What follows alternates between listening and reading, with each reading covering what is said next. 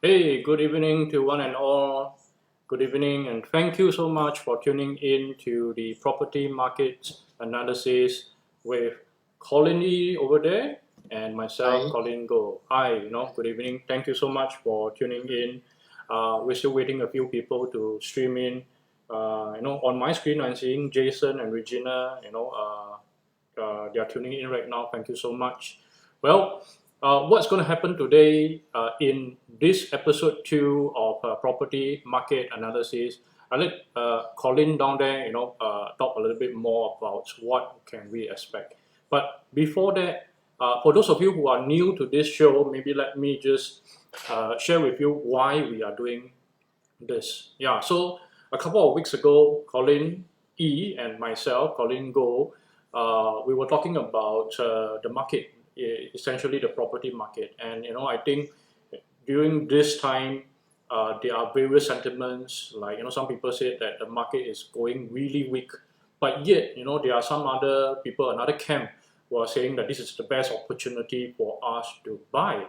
So really, I was having a little bit of debate with Colin, and we were thinking, really, who's right and who's wrong? And I guess that's why we wanted to do a series today. A series this month, comprising of 4 episodes to really discuss and debate about the property market. Now, Colin E is one analyst, property market analyst that I know that is very impartial, he's neutral, and he's very objective. So although he is a licensed property agent, he doesn't sell. He's not a typical property agent where if you meet him, he will try to hawk you one new launch or something like that. In fact, I have known him to essentially, not recommend, some new launches because purely from his analysis, maybe they don't meet the criteria. And so, I really, really like what Colin is doing. And so I think, having this show, this property market analysis show, makes a lot of sense, especially for those of you who want concrete data and impartial analysis, not really a sales pitch. Okay, so I think I've said too much. Thank you so much for all of you who tune in. We have Ian, Lei Suan, Benjamin, Jessica. Thank you so much for tuning in. Colin, what can we expect in today's episode? Hey, thanks, Colin Go. So today we'll talk about, I think, a burning question on a lot of people's mind, which is since the onset of COVID-19 pandemic, people have been wondering whether the property prices today are going to weaken further. I think that's generally the sentiments, right? So, of course, people being, we want good deals for ourselves. The next question would be, if the market is going to worsen in the next maybe 3 to 6 months, is it better for me to hold on my purchase, right, compared to if I go in now? So I think today we'll answer the question, right, whether today, right, with the pandemic, COVID-19, is this a good news or bad news for the property market? I think we'll analyze this question today. Thank you, Colin Go. Yeah, so really, I think what Colin E has mentioned is, the general sentiments that people are thinking that the market has gone weak. And I think, that's not untrue. Quite a number of people are actually... Yeah, so really, I think what Oops, okay, Colin E has hold on. mentioned I is, think my screen is running now. Yeah, so a lot of people, including, I think, developers are also talking about, them lowering their sentiments, lowering the outlook for the rest of the year. But still, Colin E, correct me if I'm wrong, I think we are also hearing from another camp. Maybe these are the people who are hawkish about wanting to, maybe sell some property, and maybe that's why they are saying that, hey, this softening is going to be very temporal, and we can see this recovery being happening very, very soon. Yeah, and so really there are two sides of the coin. Some people say that this pandemic is going to be a prolonged one. We're talking about 1 to 2 years. Maybe some even say 3 years for this crisis to be over. But some of them are saying, this is the best time to buy because we are bottoming out very soon already, if not already at the bottom. So really, who do you think is right, Colin?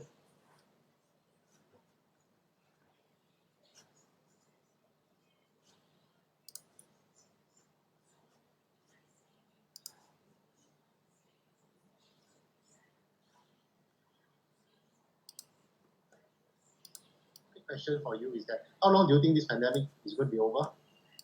Say that again, sorry? Your opinion, how long do you think this pandemic will be over? In my own opinion, not scientific, I'm not an analyst, but looking at the situation, I think it's going to last for at least 1 or 2 years. Okay, Yeah. right, 1 to 2 years. Right. Yep. Then the next question will be, what is the implication on the economy and the general property market? Right. So today, I'll answer those questions. Right. I hope at the end of today, which I think will end definitely before 10 o'clock or earlier. We didn't schedule that long actually, right? Okay, because we don't want too much of the time, right?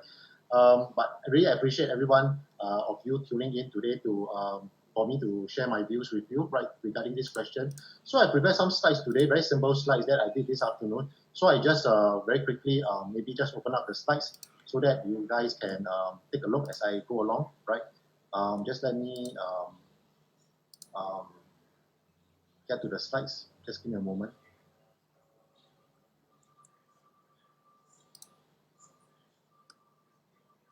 Okay. Can you all see the slides? Yep. You see the slides? Okay. So there are about 7 or 8 slides here. We will essentially, I will answer the question about today whether this COVID-19 pandemic is it a good news or bad news for the property market. So let's move on, right? So basically, if you have been reading the news lately, I think since like 3 months ago, I think almost every day the headlines is talking about the of COVID-19, right? Whether the cases have gone down, is there another new cluster, how many people have died, and so on and so forth, right? So these are just some of the news headlines that I have captured, right, in the last maybe 1 to 2 months. So you can see that Straits Times reported that manufacturing firms face bleak outlook, okay, with COVID-19 hits, right? Then CNA in 2 separate reports reported about the Singapore economy contracting 2.2%, right, especially in the construction services, like the tourism sector. Then in the article on your right of the screen, Singapore will enter a recession this year, right? So duration uncertain, intensity uncertain, right? So if we are to look at more closer to the property news, okay, what is the implication so far? What has been the implication? So you see that the Business Times reported that Singapore property investment sales may dive up to 70%, right? That was around a month ago. And also about a month ago, right, March, private home sales fell 32%. And in fact, now we are in the month of May. I think last year, April, we fell by more than like 50%, right, compared to the earlier months, right? So I think it was only like 300 over resale units done for the month of April, which actually is still a good result because, as you know, physical viewings can't take place, right? So we still have about 300 transactions taken place, right? So the question is that obviously people want to know whether this pandemic is it a good news or a bad news for the Singapore property market. I think essentially the important question is that has got people's mind is that, right, okay, if it is going to bring the prices of properties down, then I will wait for my purchase, right? If there's not going to be much impact, right, then maybe I will just do the purchase now. So whichever case you are looking at, right, whether this is a good news or bad news, essentially you are looking at doing a property investment, which is buying a house, right? So in this case, we use a residential property, right? So if you are going to go to the market today to buy a residential property, there are only 2 sources which you can buy from, okay? So it's either from the resale market, that means to say that you are buying from an existing seller who are willing to sell you their property, right? Or from a developer, which is typically what we call the new launch, right? New launches, the projects, right? So these are the 2 sources of properties that you will be buying from, right? So I will try to break down, right, explaining the resale market and the new launch market and let you see how this pandemic is going to play out and what is the implication of property prices. So I'll start off with the resale market. Hello? Can I continue? Yeah, Yes? sorry, you go ahead. Okay, I heard a voice just now, right? Okay, so if you look at this graph, which should be quite familiar to most of you, right? So this is the price index, non-landed residential price index since 2007, right? So you see the curve line down there, right? And at various stages in the last 12 years, there were cooling measures being implemented by the government, right? So those are shown, the dates are shown in red, and the details are shown in black, right?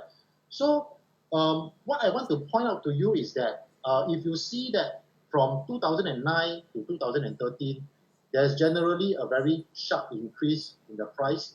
And I think for most of you, since you are interested in properties, you should recall that those were the good years, right? Those were the good years where when anything you buy, even the HDB, will also make you money, right? Anything you buy, industrial properties, residential properties, HDB, anything, right? During those years, 09 to 13, right? These few years. That's why you see that the gradient of the curve was very sharp, right? Then 2013, the government implemented the total debt servicing ratio, and that was the time that it started to stabilize the market, right? So from 2013, this point, the peak, until today, you can see that we are more or less in a very range-bound kind of transaction price range, right? So 2013 until today, right? So the thing is that, why I want to show you this graph, right? I think most of you would already be aware of all the cooling measures that we have today, but my point of showing you this graph actually is to show you, right? Remember just now, when I say that you are going to buy from either a resale seller or developer. So I said that, okay, let's look at the resale market first. So essentially, you're going to buy from an existing seller of a property. So if you imagine yourself to be a seller, right? If you imagine yourself to be a seller, and imagine you have bought your property, right? Anytime before 2012, right? My question to you is, today will you have made money on your property? Most of the time, most likely yes, right? Why?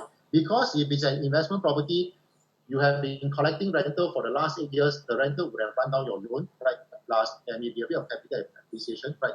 If it is a property that you're staying in, then obviously, you also have paid down 8 years of loan, right? And if you have bought before 2010, I think you have even made more money because you enjoy more capital appreciation, right? Until this point in time. So my first point is that sellers in the resale market are in no hurry to fire sale their house, right, at a cheap discount, even when we are facing today's COVID-19 situation, right? We are not yet at that kind of situation, right? For sellers who have bought their properties before 2010 or 2012, I think they are okay, right? Then what about those people who bought after 2012, right? After 2012, as you can see from the graph, maybe the price has fallen a bit, so maybe they are the prices today, the prices of their property today may not be as high as the time they bought. Yes, it may be true, right? It may be true, but don't forget, in the last few years, they have also paid down their loan, or through their own money or from the rental. So today, the prices of property are still holding up pretty well, right? So we don't expect sellers to be in a very desperate situation to want to sell their houses, sell their properties at a cheap discount in the secondary market, right? Okay. So this is the purpose of me showing you this graph, just to show you the different time frames we are referring to, that buyers who bought their property before 2012 most likely have very comfortable appreciation today. They are sitting on good capital gains. They do not need to fire sale their house, right? Those sellers who have bought after 2013, right, I think they are still okay, because don't forget, after 2013, we have got a lot of cooling measures in place, right, which prevent speculators, which prevent buyers from over-leveraging, right? So those people who are able to buy a property after 2013, we will assume most of them, right, are able to go on, right, in today's condition. Okay, let me move on to the next slide, right? Then recently, the government announced in Parliament, COVID-19 temporary measures, right, Act 2020. Essentially, it is to allow property owners, whether it is a commercial property, industrial property, or residential properties, as long as you own a property in Singapore, right, you are able to go to the bank to opt to defer your loan repayment, right, until the end of the year. So what's the implication of this, right? A lot of times, sellers need to get rid of their properties quickly or at a very lousy price, is because the banks are chasing them. They cannot fulfill the monthly bank repayment. That is the main reason why they have to sell cheaper so that they can get rid of it faster, right? But with this measure that is given to all the properties owner in Singapore, essentially it is a safety net. It's a safety net to prevent property owners from, maybe a loss of job because of COVID-19, pay cut, right? Whatever, negative things that have happened to them in the last 3 months, right? They can't service the loan. This measure is to help these people to tide over this period, that they can defer their loan 100% until the end of the year, right? That is the implication. So what does it mean for you as a buyer today if you're looking to buy a property from the resale market? We have one added challenge, all right, from the seller. Because the seller are in no hurry to get rid of their property. Because why? If I can't pay for my loan, I can opt for this thing, right? I can opt for this loan deferment until end of the year, then I'm safe. The banks can't come after me. The banks have to give me, right? This is mandated already, right? The banks have to give me. So if I have breathing space, then why should I, go and sell my house at a cheap discount, right? This is the second reason. The second reason that, again, such measures will cushion, right? Will limit the kind of the number of fire sale you see in today's market, or even the rest of the year, right? Now, this is the next slide. We look at it from another angle. MAS financial report, right? This is the MAS financial report. What I want to show you here is that there is still a lot of liquidity, a lot of money, right, stored in the financial institutions, right, with the banks, right? You can see from the year 2007, all the way to last year, 2019, right? Our fixed deposit and savings, right, of all the residents in Singapore put with the financial institutions, right, have been increasing over the years, right? Such that our fixed deposit has gone up almost 50%, savings have gone up more than 100%. Meaning to say that if today, even if the government do not come up with the loan deferment, just now the measure which I explained to you, right, the loan deferment until the end of the year, right, I would say that pretty much people are still okay, right, even if, let's say, they have lost their job or whatever, right, okay, they still have some money in the CPF to pay the bank loan, right, okay, and they still have all this money sitting in the bank account that you can see from the MAS report here, right, the liquidity has been has been increasing every year, right. So this is another sign to tell you that generally people in Singapore have a bit of savings. They are not likely to, rush to sell their properties at a very dirt cheap price, right? Unless, as I said at the beginning, depending on how long this COVID-19 thing is going to last. If it is going to last for the next 3 years, then maybe there will be a different story, right? So this is from the perspective of how much spare capacity, right? Generally, people in Singapore have today in their, in their savings account, in their fixed deposit accounts with the banks, right? Now, then the other way to look at it is, very interestingly, people have been saying, fire sale, auction, can we buy some cheap properties, right, from auction? And this is nothing new because people have been talking about that even in good times, in bad times, right? So it's not just something which crop up during this COVID-19 period, right? So if you see this news article back in December 2015, right, okay, and if you look at the headlines, just look at the headlines, right, just look at the headlines. Properties put up for auction at 6-year high. Okay, if you read this headline, what is the impression you're going to get in your head? What's the impression, right? You will think that, oh, a lot of people cannot service their bank loan. They need to put their properties up for sale through an auction because, for some reason, financial reason, right? That's why properties put up for auction is at a 6-year high, okay? But then again, this is something which is very interesting, which I want to warn all of you guys that a lot of times when you read the newspapers, especially about property news, right, a lot of things that are presented may be just one-sided, or maybe a bit biased, or maybe reported in a way to show a dramatic effect, right? Dramatic effect, right? To capture, readers' attention, right? So obviously, this kind of headlines is one of those, right? But if you read the fine prints, right, you just read the line below the headline. What did it say? Okay. However, only 4% sold, despite auction rooms getting more crowded. Okay. Analysts blame bid-ask price gap, right? So this was back in 2015. And if you look at the little chart in the middle of the article, right, you can see that the orange bar refers to the number of properties put for sale in auction, right?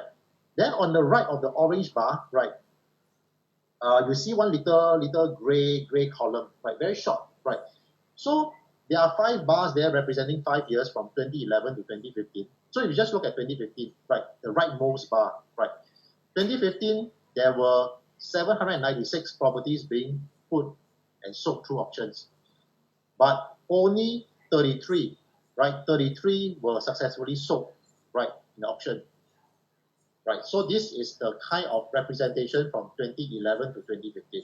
Now, what about after 2015? What is the kind of situation we are looking at? Did the numbers go up? That means to say that more properties got sold successfully through auction. Now, this is a news report earlier this year, January 2020, right? So again, if you look at the headlines, more prime district homeowners defaulted on loans in 2019. What is the first thing that comes to your mind? You again think that, oh, a lot of owners cannot pay their bank loan, that's why they defaulted, and that's why that's why there may be some fire sale now. Maybe it's a good time to buy properties, right? There's a distress sale right now, right? Okay, so this is a report. This was a report in January 2020, and then just 2 months ago in March, right, 10th of March, this was reported in the Business Times, right? Singapore property auction listing could rise 10% in 2020 due to coronavirus outbreak, right? Again, when you read this kind of headlines, what is the first thing that comes to your mind? Oh, okay, coronavirus is here, right?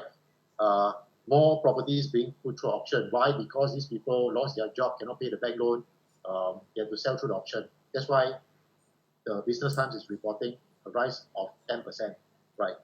Now, again, don't be too excited, right? Don't be too excited when you read such a news, right? Because a lot of times, as I said, I've seen a lot of people, in case some of you who are, new, do not know me, right? Okay, just very quick background about myself is that I've been doing property education seminars for home buyers and property investors since 2014, right? Before that, I was in the banking industry, right? So for the last 7 years, I have taught more than 1,000 investors and home buyers on how to create wealth through properties, what kind of properties you should buy and you should not buy, right?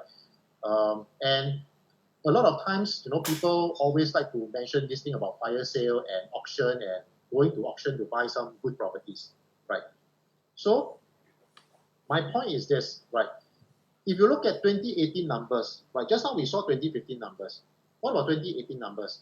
2018, there were 1,094 properties being put and sold through auctions, right? Only 35 were successful, representing a 3.2% success rate. And in 2019, obviously there were a bit more listings, right? So we are close to about 1,500 listings, right? Only 21 were sold, right? Which is a miserable 1.4%. Now, think of it this way, right? If you have the idea that auctions can always, sell you cheap properties and good deals, and this is generally the impression that a lot of people have, right? Then my question to you is, why are we seeing such low success rate, right? There are thousands of properties. Just look at 2018, 2019. There were more than 1,000 properties being put on auction for sale. Why only less than 4% were sold, right? Why only 20 or 30 properties were sold? What happened to the other 1,000 over properties? Why are they not sold? The reason is this: a lot of people went into auction thinking that they can get good deals. Good deals meaning to say that, oh, maybe a $1 million property I can buy for 700,000 or 800,000 at most, right? So they're looking at a 20 to 30% discount of the valuation or of the market price, right? That's not going to happen. Why? Because URA cannot afford this kind of situation where you disrupt the stability of the property market, right? Imagine, your neighbor house $1 million. You go to auction, you buy for $700, right? 700,000, right? It's going to go haywire, right? That is the reason why in auctions, when properties are sold, there is always a reserve price, right? Reserve price. Even government do the government land sales, GLS, right? They also have a reserve price. You cannot anyhow, all the Far East, Capital Land, Hong Leong, come in to bid the land, they just anyhow sell. No, you must meet my minimum reserve price first, right? Then the highest bidder, I will sell the land to this developer. Same thing in auction, right? A $3 million property, reserve price maybe 2.8 million, okay? Anything above 2.8, okay, I can consider, right? But people thinking, going into the auction thinking, oh, $3 million property I can buy for 2.2, 2.3, 2.4. That's not going to happen, right? The auctioneer is not going to sell you that, right? So that is the reason why you see such low percentages, right? So if I refer you to the first article here, you see the second line below the headline, right? Right. Analysts blame bid-ask price gap. This is the mentality. This is what the newspaper is trying to say, right? That people buyers go in with the wrong expectation, that they expect to get fire sale through the auction. In the end, it didn't happen. They walked away feeling disappointed, right? So auction, right? Auction, yes, the numbers will increase, right? Increase with time. Why? Because even if you're not in a distressed situation, you can still sell your property through an auction. It's okay, right? It's more transparent and it is faster, right? There's no option exercise period. You just go straight into contract already, right? Okay, so that is more efficient in a way, right? Okay, so I think moving forward there will be more owners who are willing to explore selling their properties through auction. Not that they are distressed, right? They just want to explore another more transparent, quicker way, right? So we expect the listings to rise, right? But the percentages of success rate, I think will still be very low because, as I said, a lot of buyers always go in with the wrong mindset that they think that they can get some cheap deals there, right?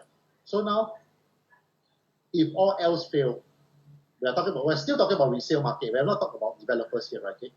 If all else fail, that means to say that, today you are a buyer, you want to buy a property at a cheap price from a seller in the resale market, right? So I've mentioned to you a few points previously before this slide that it is unlikely to happen, right? Why? Because this was where I started, right? That property buyers today, most of them should not be over leveraged, right? Should be comfortable to hold long term, and they should be sitting on good price appreciation, right, in their properties, right? And also I mentioned about the COVID-19 temporary measures, right, that is given by the government to allow property owners to defer their loan until end of the year. That will give them some breathing space as well, right? I also mentioned about the liquidity in banks, in financial institutions, right? People still have a lot of money placed inside the banks, right?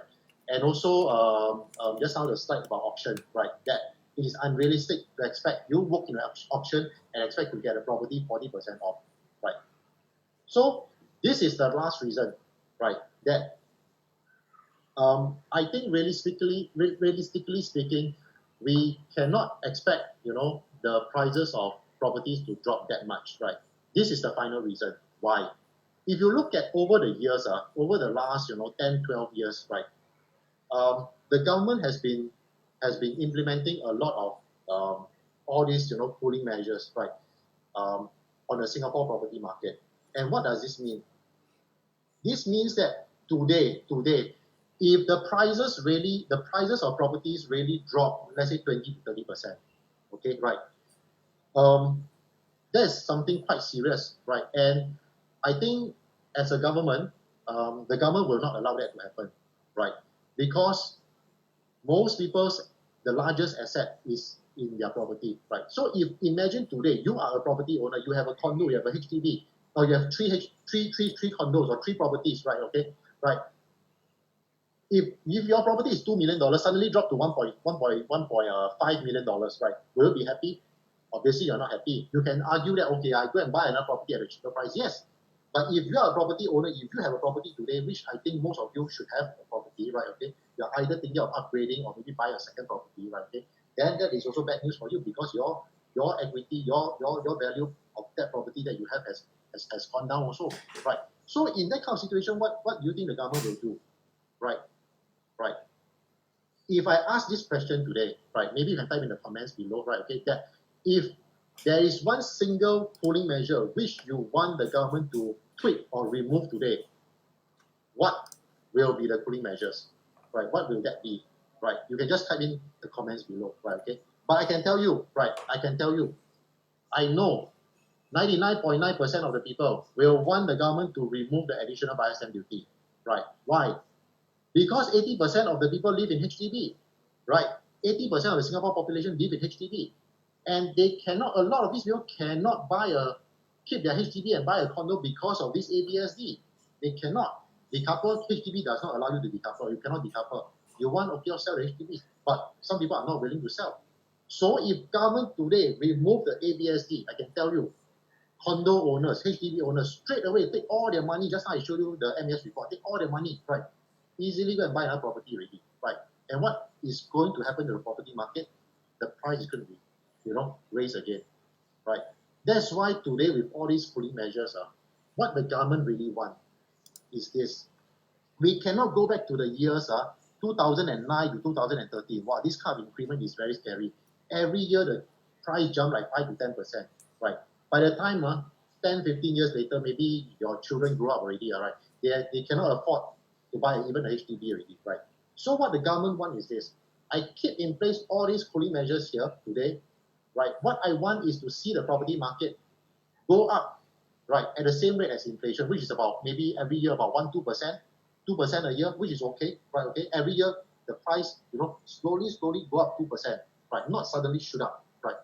So if the price we are in this kind of situation where the price is still generally, moving sideways and going up slightly, right? Okay, then the government is okay. Just keep all these cooling measures here. But if in the event that COVID-19 really, wreak a lot of havoc on the property market and it start to drop a lot, right? Then government will just remove some of these things, right? And what does that mean? The buyers will come back to push up the price, right? It's all about, demand and supply, right? Buyer's price, seller's expectation. Then where can they meet, right? So all these reasons alone, I think it's safe to say that COVID-19, although it is happening now, we don't know how long it's going to last, right? But for the rest of this year, I do not expect prices to really, drop a lot in the seller's market, right? Okay, maybe little bit, maybe just about 2 or 3%, maybe yes, right? Okay, but not anything. I don't expect anything more than like 5 or 7%, right? Unless the person is really desperate, right? There are of course such situations, right? I think there will be such situations where people want to get rid of their property faster. As a result, they are more willing to go down on their price, right? But I think by and large, because I also serve some buyers and sellers, I think the general consensus is that sellers in general do not want to lower their price too much. Okay, right? Colin. So thanks. At this point, I think you have shared a lot. Maybe if I can just do a quick recap. Okay, sure. Yeah. All right.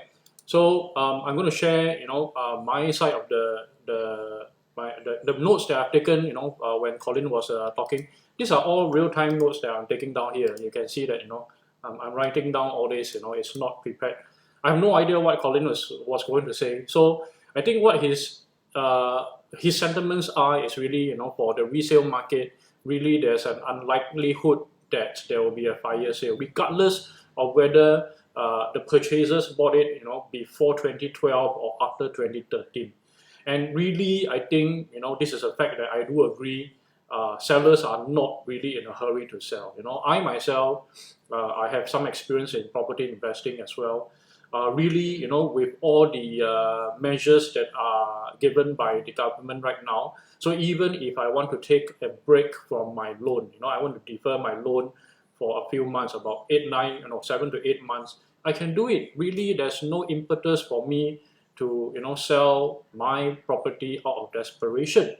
And Colin also mentioned about auction rate successes. So auction rate successes, I think over the past 10 years, it has never been high. And really, a lot of people, when they think about going into a property auction, they have this mentality. I agree with Colin A.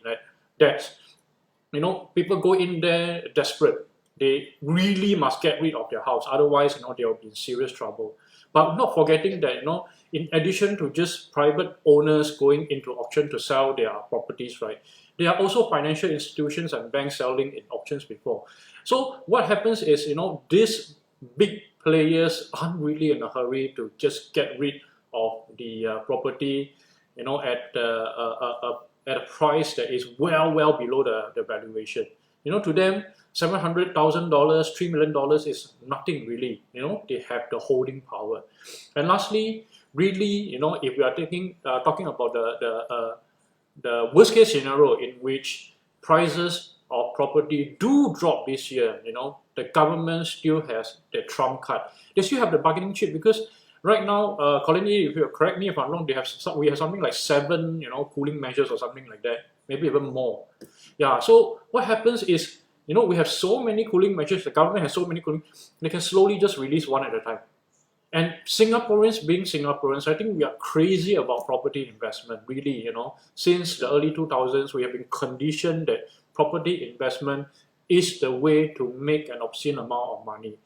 Now, if done right, I agree. But if you've done wrong, you can lose a lot of money also. But there is hope. And what happens is, when a property curb or cooling measure is being rescinded, the average Singaporean, or the retail investor is going to chiong, is going to go in and do something about it.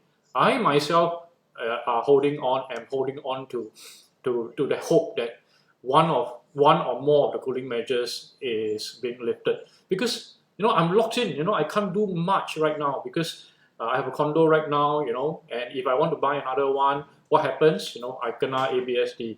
And then there's an LTV, requirement that I need to fork out 50%. So, where have people got so much money, cash, money in the bank? So, yes, of course, we can hit the advice of trainers and experts out there to do decoupling and all those things. But no, that's besides the point. But I think they are genuine people just waiting to pull that trigger. Yeah. So, Colin, I sort of agree with you. I'm not sure whether you have any more slides or not. If you don't have any more slides, maybe you can unshare your screen. Then we have a more. I actually, this is so far what I've shared is just for the kind of policies or the kind of factors affecting resellers or properties in the resale market, right? So I think, as I said at the beginning, that if you are looking to buy a property, you can buy either from a existing seller, right? Which I've mentioned. I hope that I've shared clear enough that over the last maybe about half an hour or so, that sellers today in the resale market, right, when they sell their properties, they really do not need to fire sale their house. Yeah. Right. Already. It is unrealistic as far as until December is concerned, right? Okay. As long as the loan deferment is still in place, I don't think sellers are in a rush to sell their house. I agree. Right? Or How about sell their house at a low price? Okay. How about new sales, new launches? New sales, yes, new sales. That's the one I'm going to come to right next, right? Because I think a lot of people are also looking at new sales, right? And in fact, new sales usually gain more exposure, because of developers have bigger marketing budget and all these things, so they can build nice show flat, hire agents to sell. So, I think to be honest, new properties always garner more attraction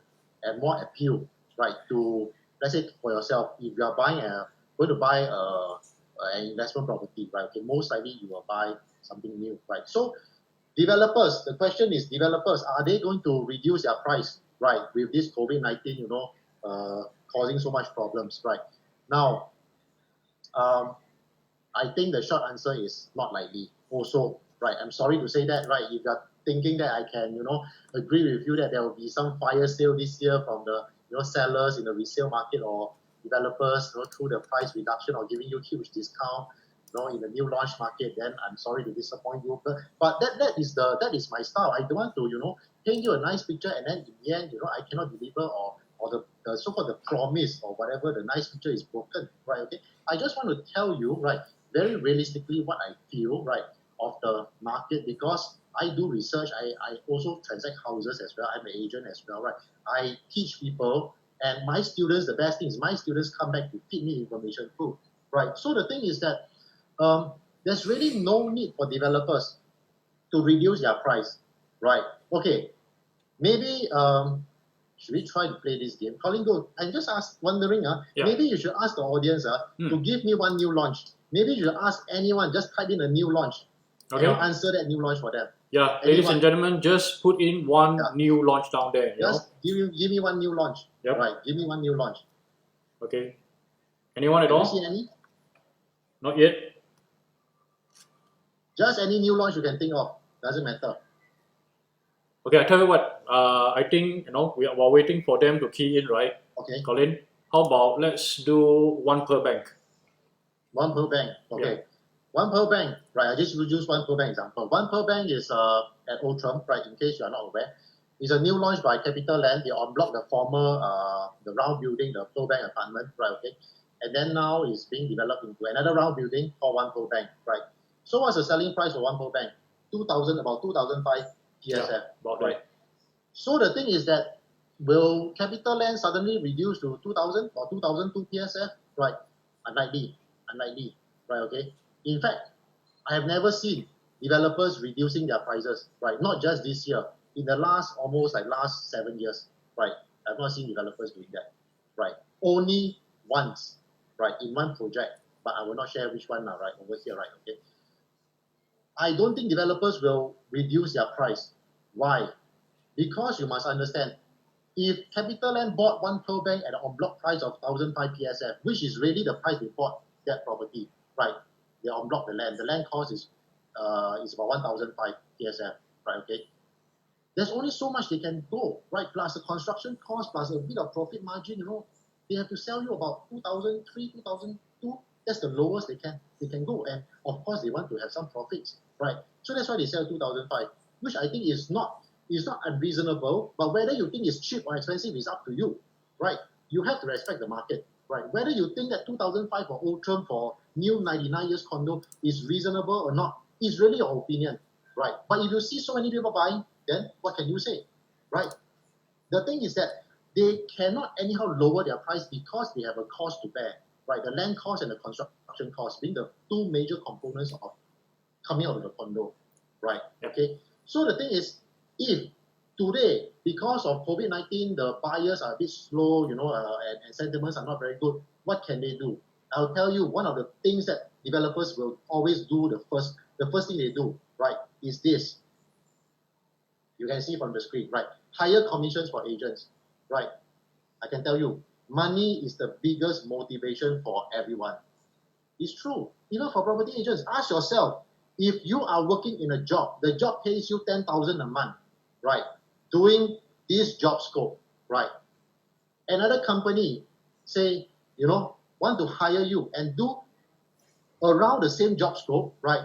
Or maybe just a bit more, right? But willing to pay you 13,000 a month. Will you move? You ask yourself, very likely, will you yes. move? Yeah, very likely. Right. Okay, people always aspire to go to a higher place, a better, work for a better future. And this is human nature, there's nothing wrong. So the thing is that there's nothing wrong for developers to offer higher commission for their projects. If the agent can bring a buyer to buy my project, let's say I'm CapitaLand, right? You bring me a buyer, buy my 3-bedroom, right? $2 million, I pay you 3%. You get 60,000. I'm okay. I use money to motivate the agents to work harder for me. There's nothing wrong. Even if you have a condo today, you want to sell a condo faster, you don't pay them 1%. You don't pay them 0.5%. You pay them 3%, right? You give them exclusive, pay them 3%, or pay me 3% now, right? I work hard for you, right? I do nicely for you. Right? Okay, just joking, right? So the thing is, money can always motivate people to get better results. And this is what is happening in the market today. Most of the projects sold by developers, they are offering a very good commission. That's why agents work hard for them, right? Nothing wrong. But the thing for you, right, since you are, listening to this very straight talk by me, right, okay, for you as a property investor and home buyer, the challenge is really to sieve out the good information and the not so good information from the developers and from the agents. Because at the end of the day, developers and agents want to sell you certain properties, right? So, of course, they want to do that sale, right? Do that sale so that they can, clear their inventory, make the money, right? Okay. But in the process of doing this, sometimes, in fact, a lot of times, I see some of my students or even some strangers who happen to I talk to them, right? Okay. They end up buying some, I don't know, some condos, some new launches, which I don't even know why they want to buy those condos, right? Okay. But I will not name those names here, right? Okay. I'm just saying that this is what is happening in the market because money is a very big motivation factor for a lot of agents, right? So as a result, right, sometimes they just sell any condos that can give them the highest commission. This is true, right? Okay. So you as a buyer, as an investor, you have to be careful, right? When you hear or receive information, right? Whether do your own homework. Do your own homework. That's all I can say. That check everything yourself to make sure that you're comfortable with buying whatever condo that is being recommended to you, right? So paying high commissions for agents, that's definitely the first thing developers will do, right? To use money to motivate the agents to make their sales go faster, right? The second thing, right? Second thing, which we see very commonly implemented by a lot of projects that has attained TOP or CSC. CSC means completed projects already, right? They come up with deferred payment scheme, creative financing schemes, right? So meaning to say that you just pay me 20% today, and then the next 2 years you don't need to pay me, right? Those kind of things. No need to exercise option. You can stay there if you want. You can collect 2 years of free rental. No need to take bank loan. Basically, is in the market generally we call them deferred payment scheme, right? So by right, all properties should be sold with normal payment scheme. But because certain projects, especially in those better area called CCR regions, right? Okay, a lot of those projects are because they're expensive, right? They cannot sell, within the 2 or 3 years construction period. That's why upon completion, right, they come with deferred payment. One very good example, you look at last year, August, Luxus Hill, right? Luxus Hill is a landed property, $3 million, $3 to $4 million in Ang Mo Kio, right? Developer, Bukit Sambawang, released 60 units for sale in only one weekend, Saturday, Sunday. In that short one weekend, they sold almost everything, 60 units. 60 units, each unit $3 to $4 million, not 300,000, $3 to $4 million. Wow, Singaporean very rich, right? Within 2 days, Saturday, Sunday, almost all the 60 units all gone, $3-4 million. But why people can buy is because they offer this kind of thing, deferred payment scheme, right? They offer 3 schemes, right? So depending on the situation, you may want to sell your house first because you don't want to get the ABSD or you have some loan issues, you need to sort it out. So they offer you anything. As long as you can sell the units to you, they're happy. So they come with this kind of creative financing schemes, right? Then of course there's a third one, the fourth one, which I will not go into it now, right? I shared this during my program, but for the interest of time, I will not go into what developers can do to move their units without slashing price. Very important, without slashing price, right? So the important thing is that you must realize developers always have the muscle, the holding power to do a lot of things which you can only accept, we can only accept, right? Either take it or leave it, right? Cutting price is the last thing they want, right?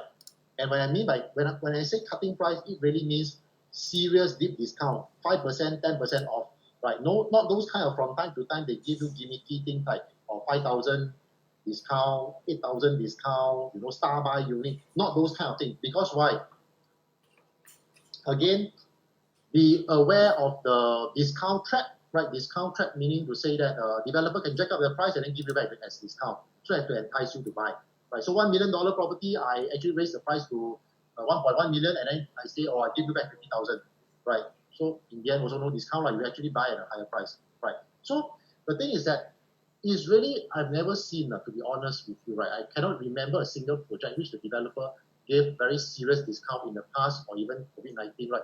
Even if going forward the next, few months, right?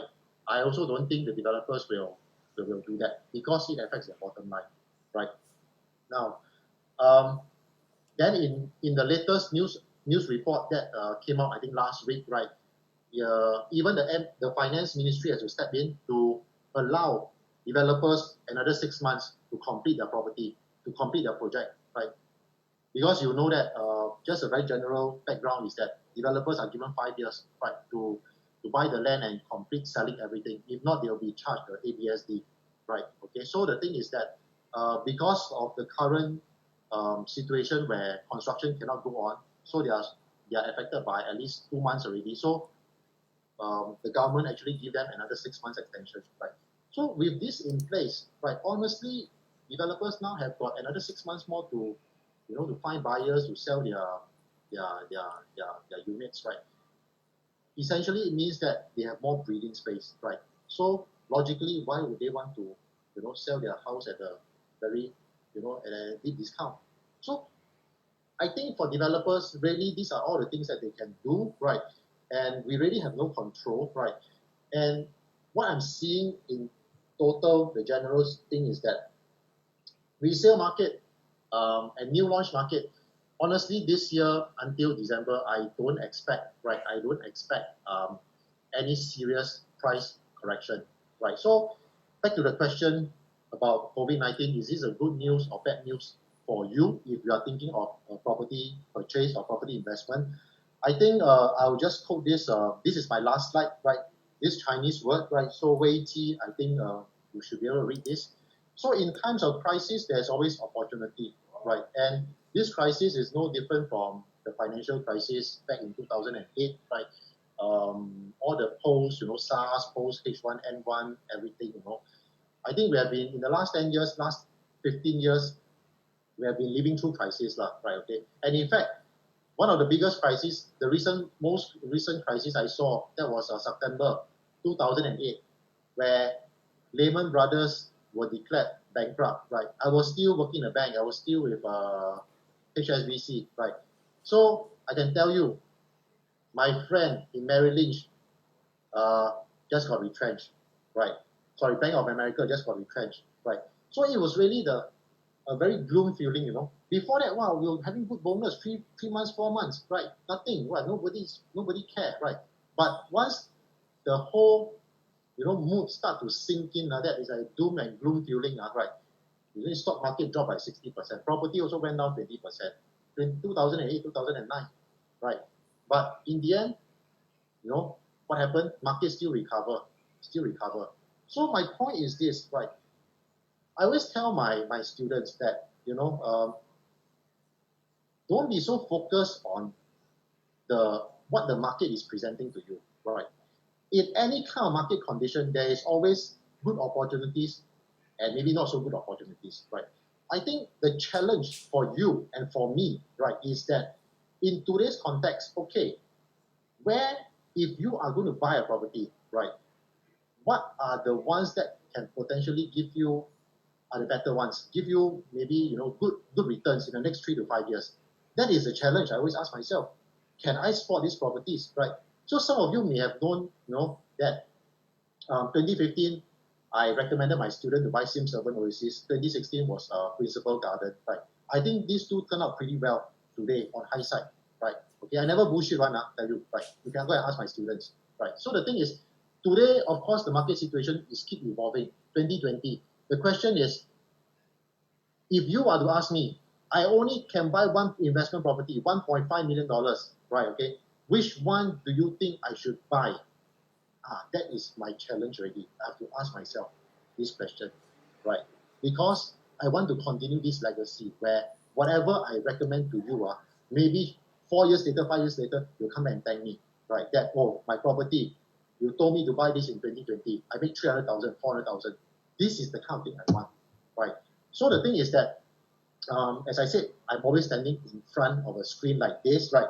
If not in front of a classroom, so I cannot afford to just anyhow tell you I go and buy something with high commission for me, right? Okay, and then you end up scolding me 3 to 4 years later, right? So the thing is that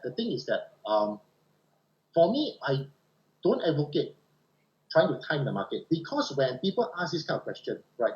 COVID-19, is this a good time or bad time to buy property? What is the thing on their head? The thing will be on their head will be, oh, the stock market has fallen 30%. If property market drop another 20%, I will straight away chong in and buy. That is the kind of thing people are thinking. And this is very dangerous because, number one, you're trying to time the market, right? I've not seen anyone in my whole life can make money by timing the market. I can tell you, right? My students, some of them have got 7 properties, 10 properties, right? The mindset is always this.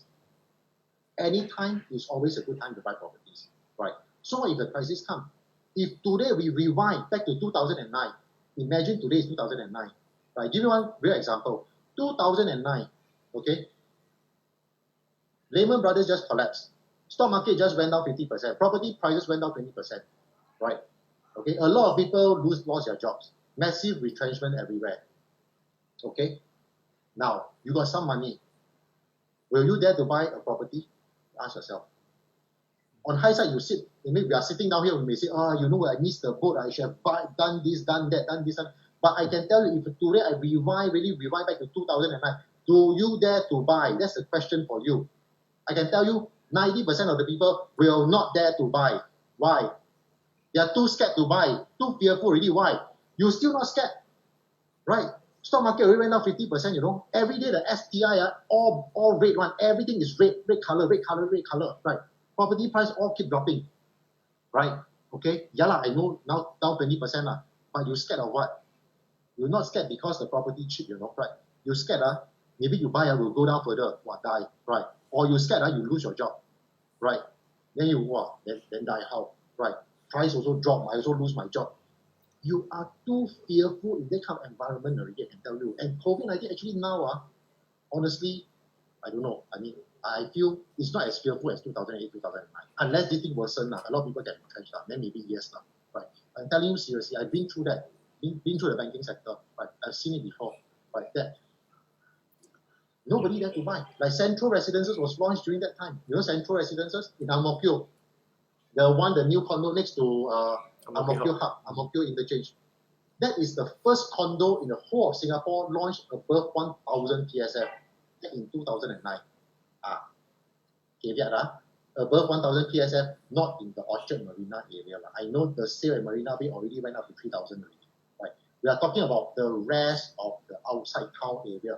Central Residence was the first condo launched 1,000 PSF to cross the 1,000 mark for a new launch condo outside Marina Bay town area, Orchard area. Right?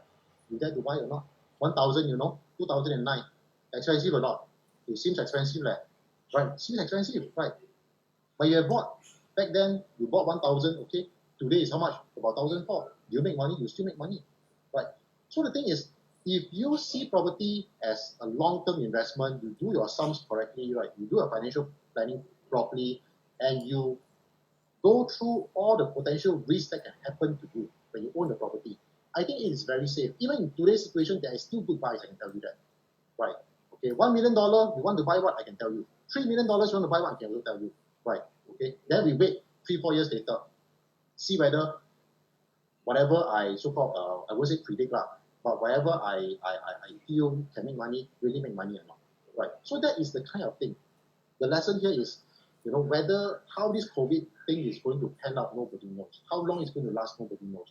I really hope that, you know, for the sake of every one of us, for our livelihood, we don't go through such financial hardship of, you know, people getting pay cuts, businesses have to shut down and all these things, right? And sooner or later, I think, sooner rather than later, I think most economies, most countries will open up, resume back their economic activities. And I think that's a good thing, right? But of course, with all the preventive measures in place, right? I really hope that it's going to happen, right? Because honestly, this is not very good, you know, sentiments right now, right? Yeah. But whatever the case, I think we just do our best. We cannot control the external environment, right? External condition. But all I can say is this: any time is a good time to buy property. Don't waste time waiting for the golden opportunity to come, because you will never know. Even if today a golden opportunity comes, if today is the bottom of the property market, you will not know until 5 years later the prices go up to so high. You say, you know, I should have bought something in 2020. Then you missed the boat, and you wasted 5 years of your life. Colin, I think, you know, you make some very, very good points down there. I mean, if it is your last slide, maybe you can unshare your screen. Then we have okay. Let me unshare. Otherwise, I'm seeing these two big words in front of me. Okay, unshare already. Yeah. So really, I think, you know, for the past hour, Colin E really has been giving a lot of information to you. You know, yes, there are opinions, but I think what is really good about him is he substantiates that with data. And really, you know, he was talking about 2008, and for myself, I went through that era, you know, as an employee. I didn't really feel it, you know, but for a lot of my friends who had their pay cut, you know, I had a 10% pay cut, that's about all. But a lot of my friends who lost their job and they had more severe pay cuts, really at that point of time, what happens is people have a negative sentiment. The market, when I say people, we are talking about collectively within not only the country but within the world. It was a global crisis at that time, and in that kind of situation, even if something presents to you right in your face, Colin is right. Do you dare to buy or not?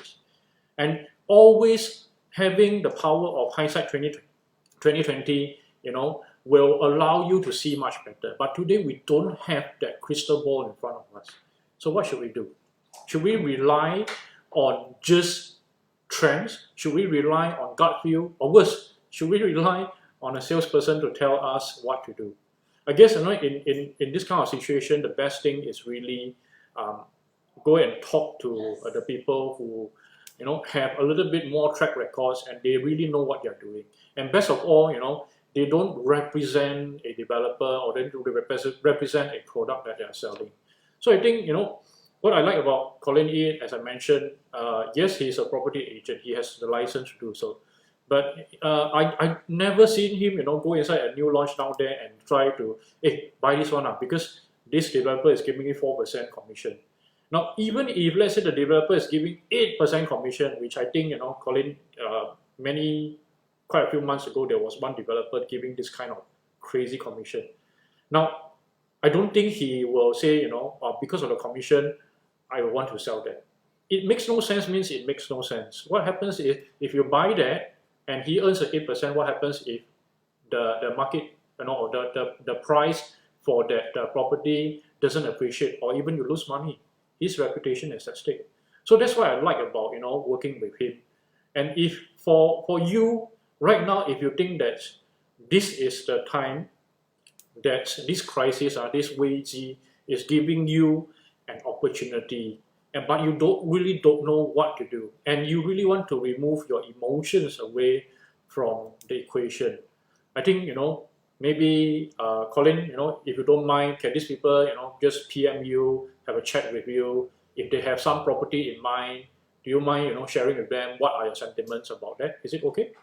Yeah, it's okay, perfectly fine. Because what you mentioned is definitely very accurate, right? That the highest commission I've seen, right, is I think 6% or 7.5%, right? Wow, it's like it's like 1 million plus property. Man, wow, I make 100,000, Yeah. super good deal just by selling a $1 million property. But I cannot bring myself to do it, honestly, because you must also understand that if the property is so good, so easy to sell, so so attractive, then why would developers give this high commission? There must be some problem with it. I can tell you that.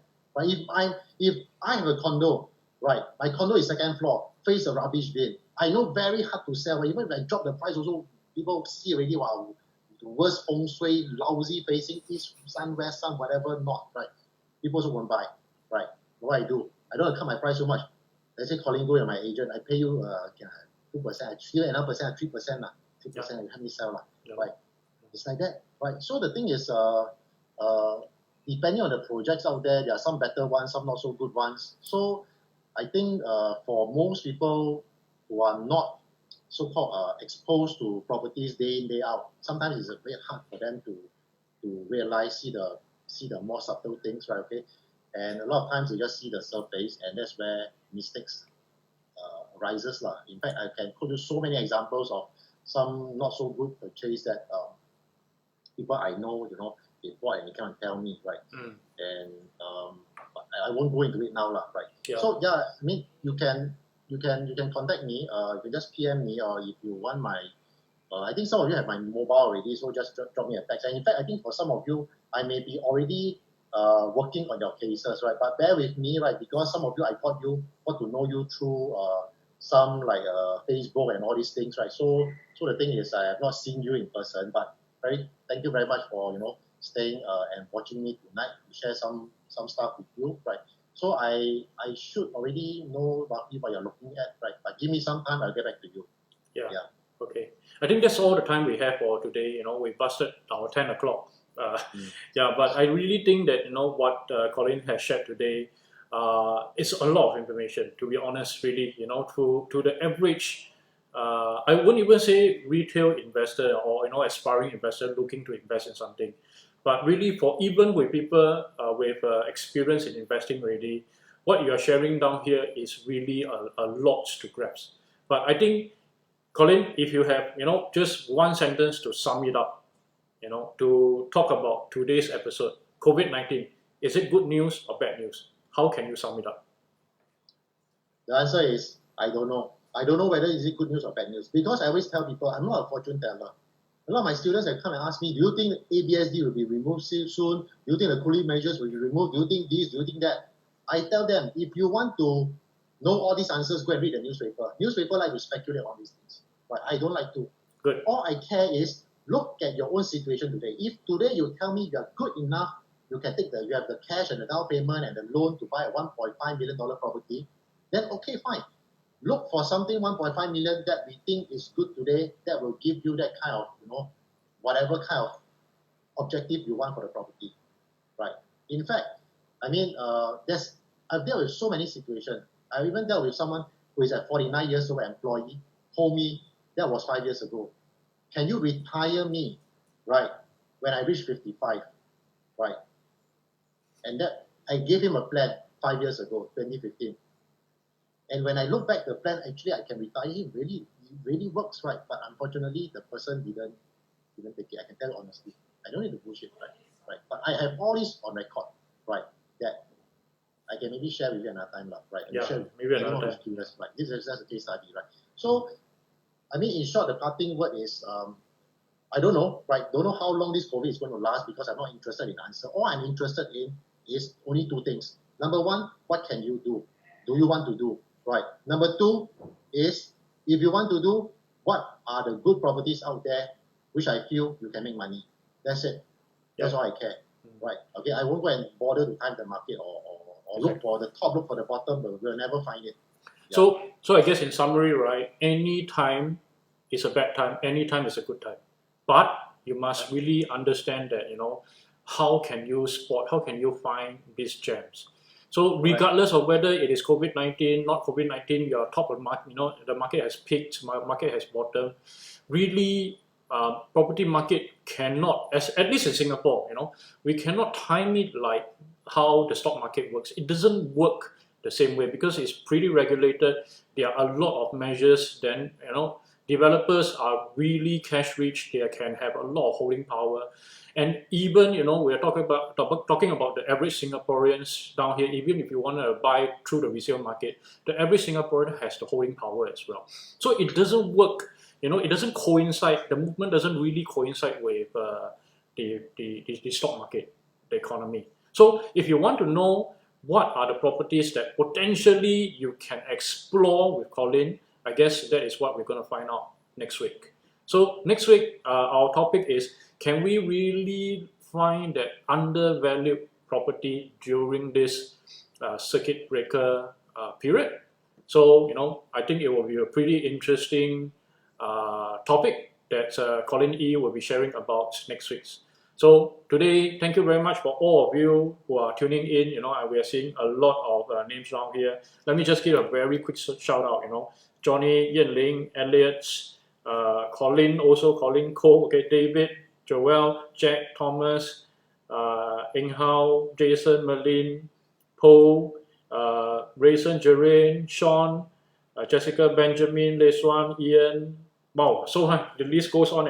And that's on my side, On Colin's side, I guess you're seeing even more names down there. Yeah, so, if you think that today what Colin E has shared really has given you some good insights, maybe you can leave some comments below to thank him, to let him know that he is doing something right, so that next week we can continue to serve you with the same amount of value. All right? So we'll see you next week. Bye-bye. Okay, thank you very much. Good night. Bye.